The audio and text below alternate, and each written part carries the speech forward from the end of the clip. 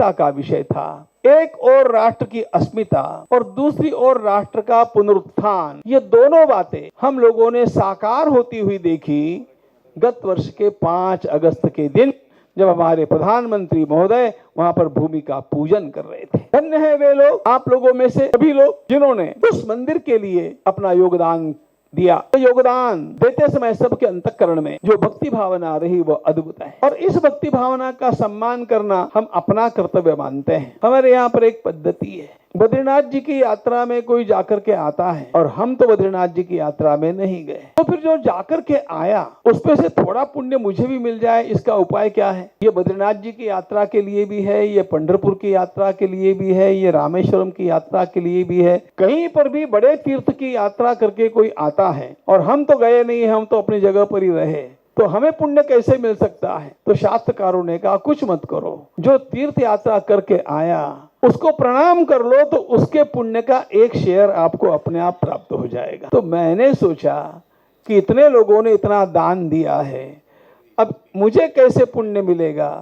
तो सोचा कि राम मंदिर का यह प्रतीक उनको प्रदान करके उनकी पूजा मैं कर लूं, तो मुझे भी कुछ पुण्य प्राप्त हो जाएगा। आपके भीतर की इस राम भक्ति की हम अर्चना करते हैं। ध्यान रखना, राम है तो राष्ट्र है, राम है तो संस्कृति है, राम है तो हमारे परिवार की कुशलता है, राम है तो हमारा भविष्य उज्जवल है। आज राम को जागृत करने की बहुत आवश्यकता है। राष्ट्र पुरुष यह शब्द राम जी के लिए आज लगा है क्या? आपको ऐसा लगता है क्या? मुझे किसी ने कहा कि ये संघ वाले कहीं पर भी राष्ट्र जोड़ देते हैं, ये राम जी का मंदिर वहाँ राष्ट्र मंदिर काय को उन्होंने किया। अब मैंने कहा भैया तुम कुछ पढ़ते उड़ते तो है नहीं, हमने तो वाल्मीकि रामायण का पूरा अध्ययन किया है, और अयोध्या के लोगों ने जो कहा है वो सुन लो। मैं उनको कहा, अयोध्या के लोगों ने कहा कि वो राष्ट्र राष्ट्र नहीं जिस राष्ट्र में राम नहीं, वो राष्ट्र राष्ट्र नहीं जिस राष्ट्र में राम नहीं, उससे हमारा कोई काम नहीं। मैं आपको वाल्मीकि का मूल श्लोक सुनाता हूं, नहीं तद भविता राष्ट्रम, ये वाल्मीकि का श्लोक है, ध्यान रखना, इट्स ऑथेंटिक। नहीं तद भविता राष्ट्रम यत्र रामो न भूपति तद वनम भविता राष्ट्रम यत्र रामो निवस्यति। तद वनम भविता राष्ट्रम, राम जी के पीछे दौड़ते हुए जाने वाले अयोध्या के लोगों ने कहा हम वन में जाएंगे, जहां राम रहेंगे वहां हमारा राष्ट्र है। अयोध्या में राम नहीं तो अयोध्या हमारा राष्ट्र नहीं। ये उस समय की बात है। इसलिए राम जी के साथ हमारे देश की जनता, हमारी संतों की परंपरा, हमारी आचार्य परंपरा इस प्रकार जुड़ी है कि वह उनके लिए जीवन का विषय है। हम लोगों ने इतने महान कार्य में जो योगदान दिया, वो योगदान हम लोगों को धन्य करने वाला योगदान था। हम लोगों को इसी प्रकार से हमारे राष्ट्र के एक एक कार्यों को पूरा करते जाना है। जब भगवान श्री राम के मंदिर के निर्माण के साथ राष्ट्र खड़ा होगा तो उसका लक्षण क्या होगा? मैं बहुत वर्षों से श्रेष्ठ पुरुषों से चर्चा करता आया हूं। माननीय दत्तोपंत जी ठेंगड़ी का नाम तो आपने सुना ही होगा। माननीय दत्तोपंत जी 25 वर्ष पहले कहा करते थे कि this is the age of renaissance. हम लोग अभी परिवर्तन के और पुनरुत्थान के काल में हैं।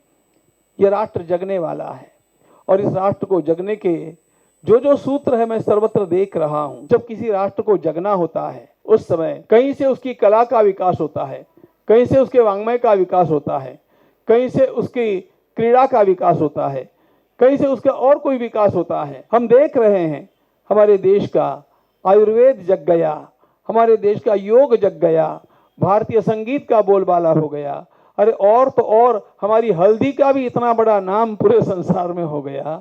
सब जगह भारतीयों में विश्वास का एक नया दौर निर्माण हो गया, और इसी के साथ साथ वेद विद्या का उत्थान भी होने लग गया। माननीय अशोक जी तो मुझे कहा करते थे कि वेद विद्या का उत्थान यह हमारे राष्ट्र में चेतना भरने वाला उत्थान होगा। संकट मोचन मंदिर में दिल्ली के जब वेद विद्यालय स्थापित करने के लिए उन्होंने मुझसे कहा, और फिर हमने किया प्रयास वहां पर और हो गया, तो उन्होंने कहा वहां पर संकट मोचन हनुमान जी का मंदिर है। तो माननीय अशोक जी ने मुझसे कहा महाराज, मैंने वहां के हमारे अध्यापक और छात्रों को एक बात कही, हनुमान जी को रोज वेद सुनाओ। परिणाम क्या हुआ पता है? माननीय अशोक जी ने मुझसे कहा कि 1 वर्ष के भीतर हमारे हनुमान जी जग गए। अब यहाँ आकर के कोई मनोती बनाता है, उसके मनोरथ सफल हो जाते हैं। इतने हनुमान जी जग गए। हमारे वेद मंत्रों की ये शक्ति है। हमारे ऋषियों ने ये सारा विज्ञान हम लोगों को दिया है और इसको जागरूक करने के लिए हम लोगों को अनेक उपाय भी बतलाए हैं। इसलिए वेद विद्या जगनी चाहिए, हमारे योग विद्या जगनी चाहिए, भगवत गीता का अध्ययन सर्वत्र होना चाहिए। ये सारे लक्षण जो है ये राम राज्य की स्थापना के लक्षण हैं। ये अपने आप हिंदू साम्राज्य के उदय के लक्षण हैं। इसको ध्यान में रखिएगा। और बड़ी बढ़िया बात है कि राष्ट्रीय स्वयंसेवक संघ को भी 100 वर्ष पूरे हो रहे हैं, तो अपने आप ही उसकी शताब्दी की पूर्ति तक हम लोग कुछ न कुछ हासिल करके रहेंगे, ऐसा मेरा भी स्वयं का विश्वास है। हम लोग धन्य इसलिए हैं कि हम लोग इस इतिहास के साक्षी हैं और इस इतिहास में हम लोग अपनी ओर से जो योगदान दे रहे हैं वह महर्षि वेदव्यास प्रतिष्ठान की ओर से वह सामाजिक नेतृत्व के निर्माण का योगदान है। सामाजिक नेतृत्व का कल्चरल लीडरशिप, उसकी आज आवश्यकता है और इसको प्रदान करने के लिए हम लोग वेदर्षि तपोवन नाम का एक बहुत सुंदर प्रोजेक्ट अब आनंदी में निर्माण कर रहे हैं। 34 वेद विद्यालयों की बात अभी अभी आपने सुनी। ये हमारा 35वां महाविद्यालय आरंभ हो रहा है, जिसमें आदर्श अध्यापकों का निर्माण और आदर्श वेद प्रचारकों का निर्माण, क्योंकि ये आदर्श वेद प्रचारक ही जाकर के अलख जगाएंगे।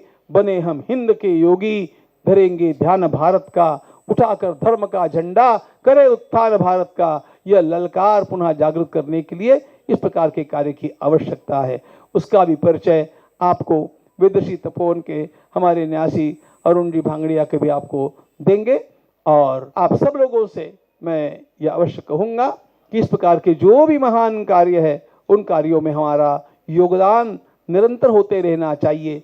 राम मंदिर एक आनिक मंदिर है, वह प्रेरणा का पुंज रहेगा। राम मंदिर के बारे में एक बात आपको और बतला देता हूँ कि आज से ही अब तक वहां पर निर्माण कार्य जो हो रहा था वो किसी को देखने की अनुमति नहीं थी। हम लोग फाउंडेशन के ऊपर आ रहे थे। आज ही व्यवस्था की गई है कि जाने वाला हर यात्री दूर से उस कार्य को बिल्कुल समीप से देख सकेगा।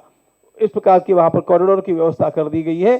निर्माण कार्य कैसे चल रहा है इसका भी अवलोकन आप करेंगे। अभी वहाँ फंड्स की आवश्यकता कितनी है? फंड्स की आवश्यकता इतनी है कि हम लोगों को जो इन्वेस्टमेंट करना है वो इन्वेस्टमेंट कैसे की जाए, इसके लिए हम लोगों को बहुत अभी मशक्कत करनी पड़ रही है। इसलिए अभी जो चला है वो नेचुरली ठीक है। आवश्यकता जब होगी तब और भी हम कहेंगे। राम मंदिर के साथ साथ जो भगवत गीता का कार्य है, वेदों का कार्य है, किसी गौशाला का कार्य है, इन कार्यों के लिए भी आप इसी प्रकार जो दान देंगे वह भी राम जी के राष्ट्र का ही कार्य है। ये ध्यान रख करके अपने अपने स्थानों में इस प्रकार के कामों में सहयोग देते रहिएगा। आप सभी को धन्यवाद, आप सभी का अभिनंदन। जय श्री कृष्ण।